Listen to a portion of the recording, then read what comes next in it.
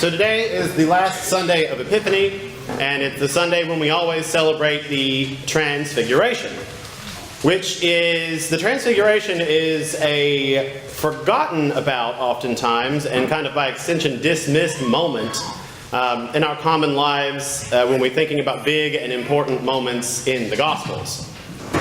And I think that a lot of that is because stories about visions can be a little difficult for some people. Some people, it's right up their alley. And other people can sometimes find it hard to find a lot of meaning in stories about visions because they can seem so outside the realm of our ordinary experiences.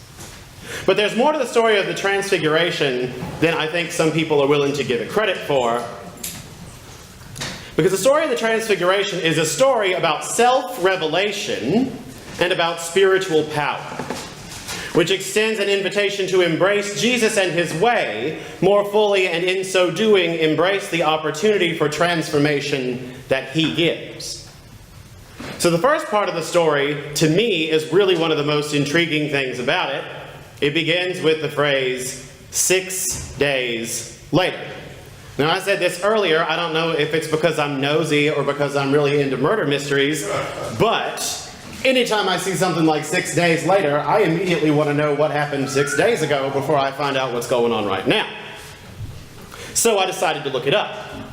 And just before our reading today in Matthew's Gospel, we have Jesus giving out the Beatitudes. But more importantly, we have Jesus sharing with the disciples that he is going to suffer, and that he is going to die, and that he is going to be raised again. And what does Peter, sort of the little ringleader of the disciples, say to Jesus when he hears this story? "Not you, Lord. That can't happen to you."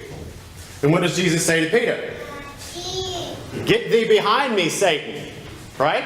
So that's where that part of Scripture comes from. He ain't talking to Satan. He's talking to Peter. Peter, who does not believe Jesus when Jesus tells him who he really is and what God has planned for his life. And then Jesus goes on to tell us about taking up our own cross and following him, and of the presence of God that will be with us every step of the way. You see, the disciples get in a fight with Jesus right before this moment, and 6 days later, they go up the mountain. They go up the mountain. And mountains in the Bible are difficult places because they got a lot of wilderness in them. And the wilderness in the Bible is a difficult place.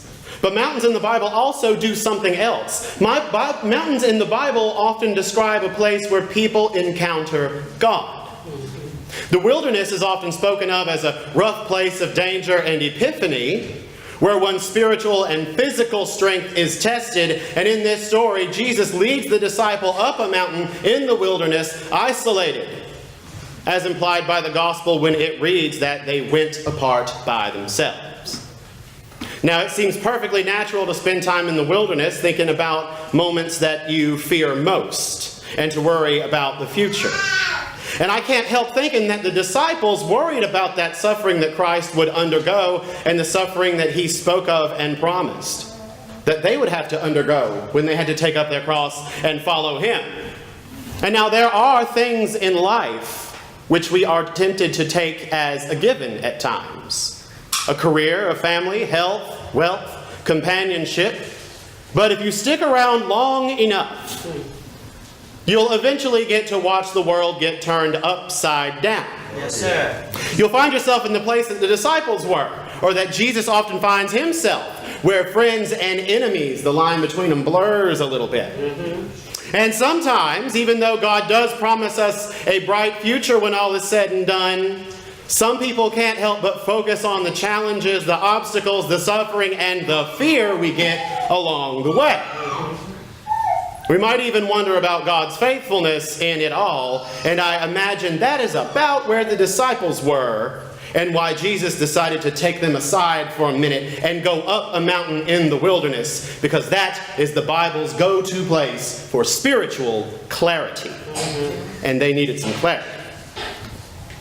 In the Bible, mountaintops are places of a sacred connection between heaven and earth, between the divine and human things. And it's also worth noting that in ancient thinking about mountains and the height of mountains is a lot like contemporary Southern evangelicals thinking about hairdos. The taller it is, the closer to God you are.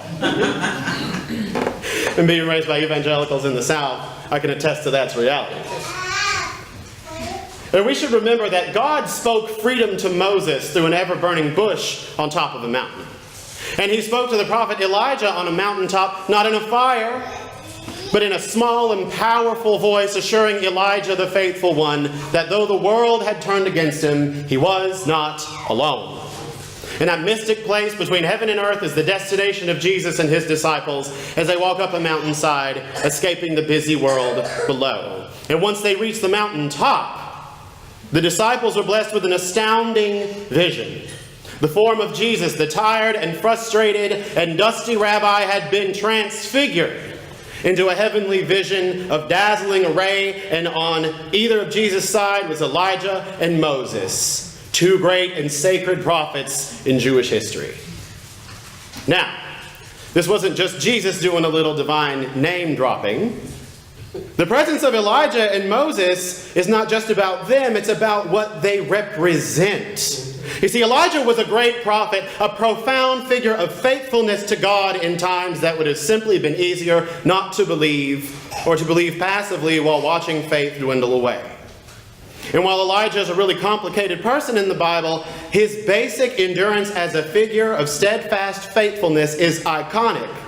And his image in the Transfiguration tells us about it. Elijah represents faith. And Moses was a great leader of the Israelites. He's the recipient and promoter of the covenant of God, proclaimed freedom, release of the captives, and led them out of the bondage of slavery in Egypt. In many instances, he is synonymous with not just the law, but the idea of hope. The hope of liberation from oppression, the hope of wisdom and understanding, the hope of goodness for ourselves and for our children and for our children's children. And his place in the Transfiguration tells us that hope is still alive. And crowning this astounding vision, we see Jesus transfigured into this sacred company. And now if Elijah promoted faithfulness above all, and it was Moses who stood for hope, then we could say that Jesus could well be considered to have done the same for love. Love was the highest law, and his teaching over and over and over again to people who just didn't seem to get it or even hated him for it. So in short, the Transfiguration is a holy vision in which we see faith on one side, hope on the other, and love front and center. Now, faith, hope, and love might sound familiar to you. They are called the heavenly virtues. And St. Paul writes of them in the New Testament, these three abide, faith, hope, and love. And the greatest is what? Love. The greatest is what? Love. Love. And unfortunately, the confused disciples don't quite know what to do with themselves here. And you can see it in Peter's own words. He sees this astounding vision before him. And what is his response? He says, "Teacher, this is nice. Why don't we make little shrines for the three of you? Little houses for y'all to live in." How appropriate. How polite. In a minute, like the universe is opening up before this guy, and he wants to invite him up on the front porch for a glass of tea. And so there's that response, and God only knows what the other disciples were thinking, but I imagine there was a little embarrassment for poor Peter, who can't seem to keep his mouth shut at the right time, which I can relate to. And however confused they were, this divine epiphany was verified and clarified by none other than the voice of God, coming from an overshadowing cloud saying, "This is my Son, the beloved. Listen to him." Listen to him, Peter, who would deny the struggles and pains of this life, and then go on to deny even knowing Jesus as he suffered at his trial and his crucifixion. Listen to him, disciples who spend too much of your time confused and untrusting. Listen to Jesus, follow him, and love him. Just as with Elijah and Moses of old, God is speaking to us today from a tall mountaintop in the message this morning, and it's one of comfort and inspiration. Listen to Jesus. The same divine voice which summons forth the earth from the rising up of its sun to its setting declares in the Transfiguration that it is an invitation for our transformation, and we should embrace it wholeheartedly. It is the outward and spiritual sign of our potential and power. And we, church, we do find ourselves wrapped up in the same spiritual power that put the figure of Christ from earth to heaven. We are loved and led by the same Spirit of God that spoke to and inspired the greats like Moses and Elijah. We are present-day disciples invited on a journey up that high and sacred and nameless mountain to see the glory of God, and we too receive inspiration for that blessing as we become who we are meant to be. And when we accept this invitation, we'll be transformed into better people by our God, whose Holy Spirit abounds and who reveals to us in an impoverished teacher that we have mighty spiritual power in the name of our God. And we accept this divine invitation to transform when we seek wisdom and fairness and embrace compassion and justice, when we live out faithfulness, hopefulness, and love, when we go and extend a hand to the sick, the friendless, and the needy. When we truly live into our Creator's great vision for us, we let that light of God in our hearts and our souls shine, so that it might shine out from us and inspire others to go deeper in a relationship with God. Now, church, I may not need to tell you that it takes work to climb a mountain. It takes work to transform. Now, it seemed all of a sudden in the reading this morning, but transformation takes time. It takes help. It takes friends and companions on the journey. Friends and companions, as you'll find every Sunday in this lovely place. Because this church, this little brick church in Oxford, North Carolina, is a mountaintop where we meet God. It's a place where God speaks to those who would listen. It's a place where Christ is lifted up every Sunday, and we are shown the divine glory into which we are all invited to embrace and live out in our own lives, wherever we find ourselves on our journey. And it is never too late to say yes to God.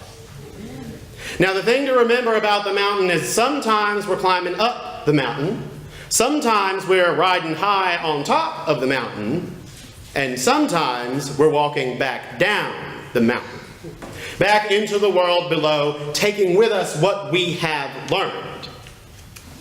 And when the disciples are going back down the mountain in the story this morning, they are told not to share what they have seen, but they get a little qualification here. They are not to share what they have seen until after Jesus has suffered and died and risen to new life.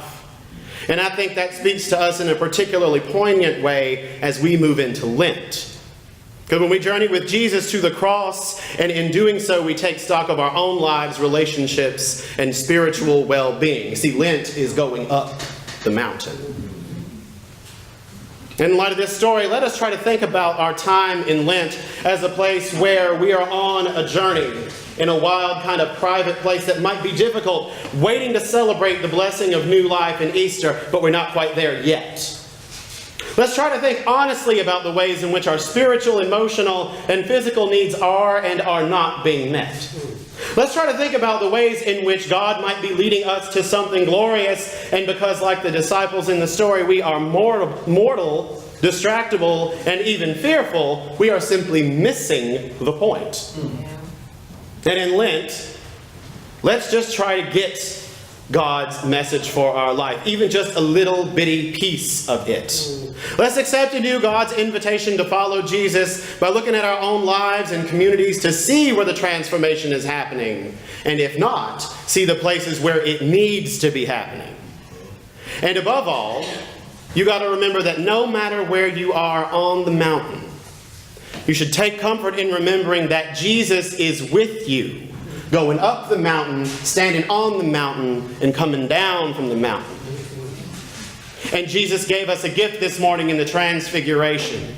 by showing us the true power of faith, hope, and love. And what's next for us to do is either accept his invitation for transformation or not. We can either freshly recommit ourselves to it and start living out that better and more life-giving way, or we can go back to the same old stuff that keeps us trapped. And our God is a God of faith, hope, and love. Our God is a God of freedom and liberty and power. It's not just me that wants you to say yes.